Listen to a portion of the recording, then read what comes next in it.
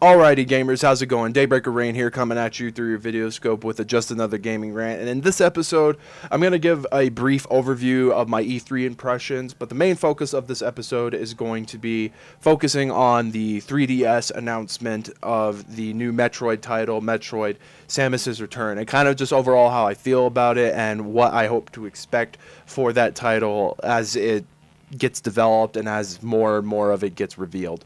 So without further ado, let's get right into it. But for those of you who are interested, I am part of what was formerly known as the TCP, the Cooperative Experience, which has now been rebranded as the Infinite Ammo Syndicate.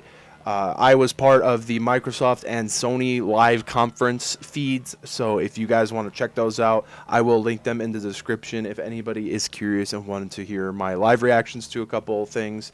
I don't think I talked a lot in the Microsoft one. I was a little bit more vocal in the Sony one because I had a lot more to say. But yeah, those will be there in the description if you guys are so inclined to check those out.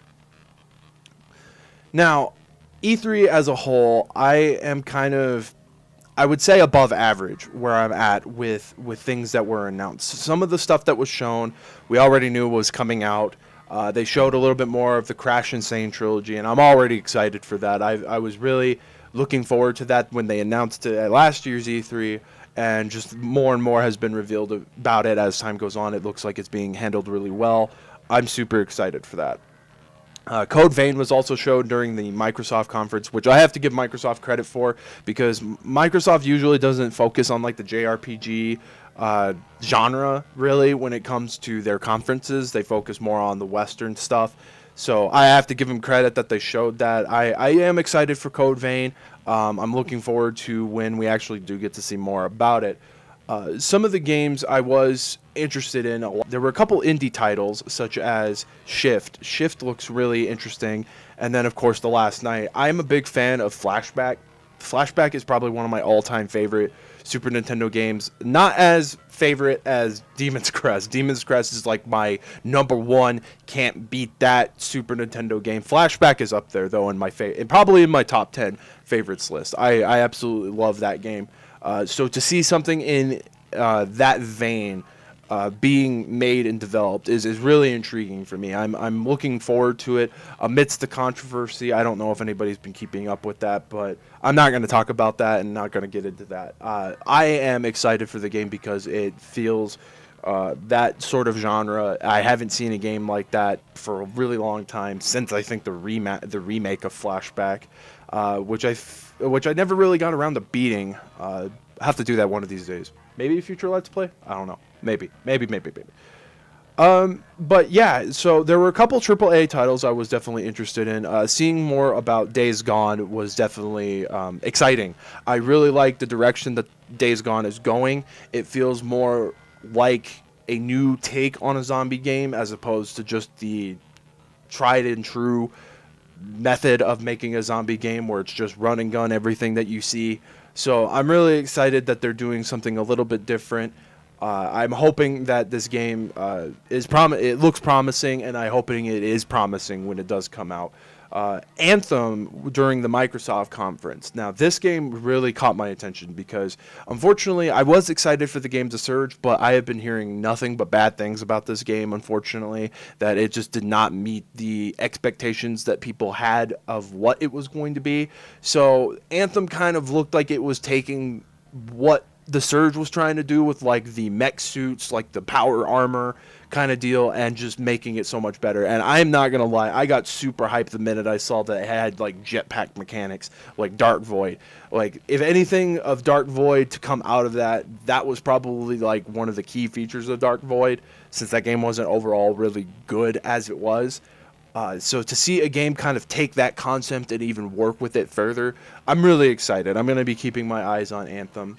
And, of course, there was stuff like the Shadow of the Colossus remaster. I'm going to be keeping my eyes on that and kind of holding my breath because I'm hoping that they do more with it than just give it a new coat of paint. Like, I'm really hoping that maybe they revisit some of the ideas that were scrapped from the original Shadow of the Colossus because of the limitations of the PS2. The Shadow of the Colossus, to me, on PS2 is still a marvel. It was literally the game that was pushing the limits of the PS2, and I think just to see it be brought back to what today's tech can offer, I think they could do a lot more with it. I'm hoping that it's not just one of those things where it's saturated with DLC unnecessarily.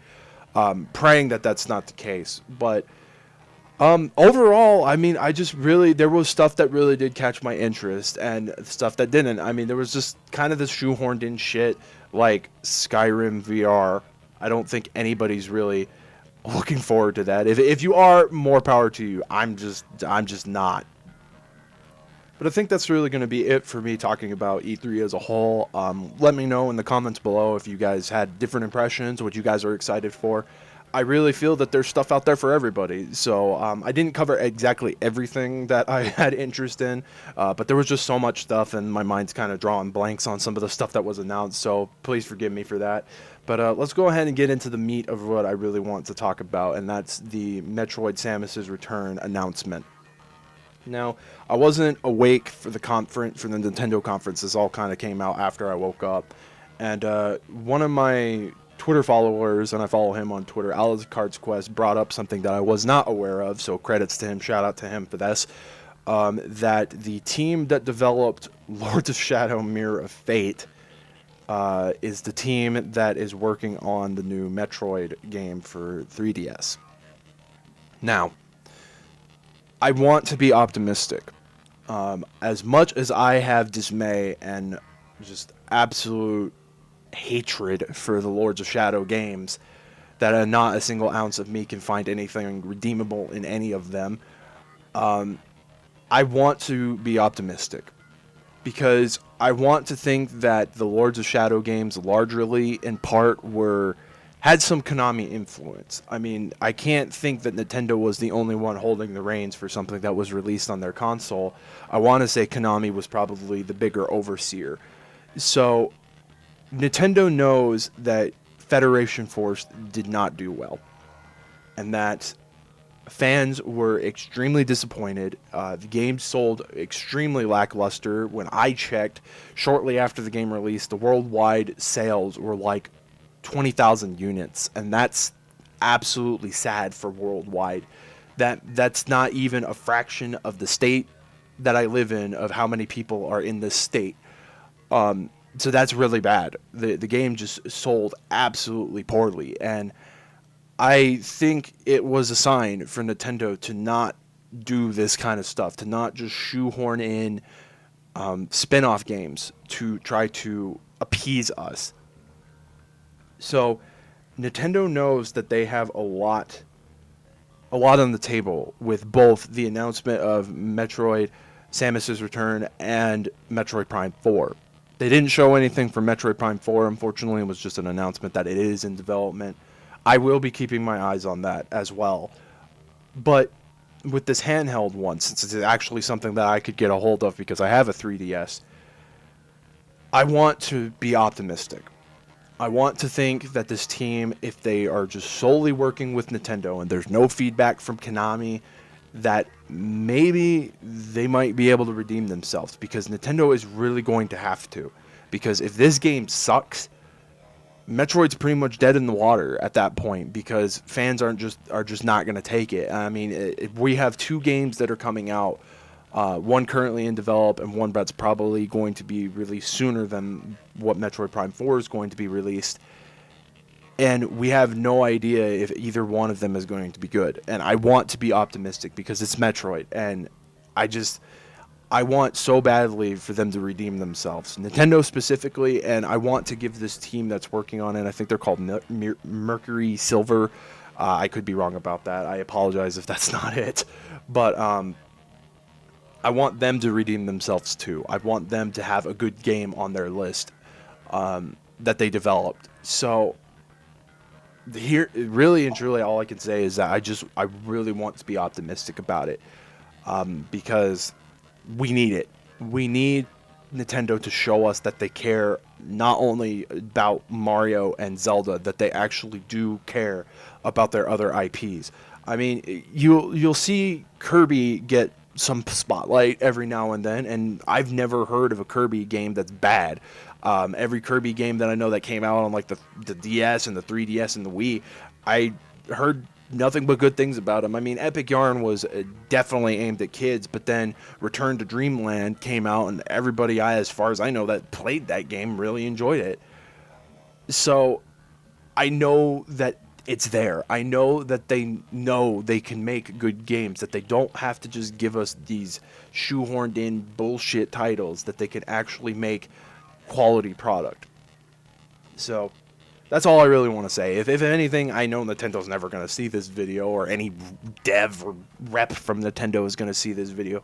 But that, to me, as a fan, is just me being optimistic and me giving them the benefit of the doubt and hoping, fingers crossed, that they deliver a quality product. And that the faith that they've put in this team, even though they're the ones who made the Lords of Shadow Mirror of Fate, that maybe because Nintendo is the sole primary benefactor of this particular game, that it'll be a good game.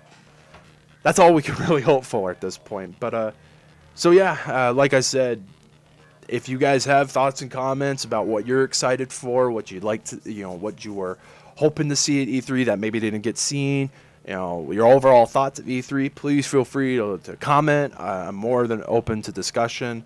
Let me know if there was anything in this video you like or disliked.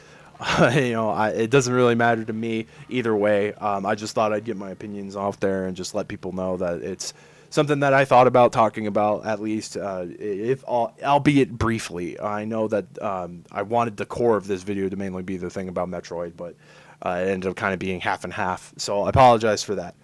But yeah, I think that's going to be it for me, guys. So, I never know when these videos are going to pop up, so hopefully you'll expect another one sometime in the future. I'm not sure what's going to be about, but with a lot of the games that were announced, I'm going to be keeping my eyes on them as development and more information comes about. So if more news and stuff pertaining to maybe Metroid and things like that come around, then I'll probably talk about it. But until next time, guys, as always, this has been Daybreaker Rein, and I will catch you all in the next one. Take it easy, guys.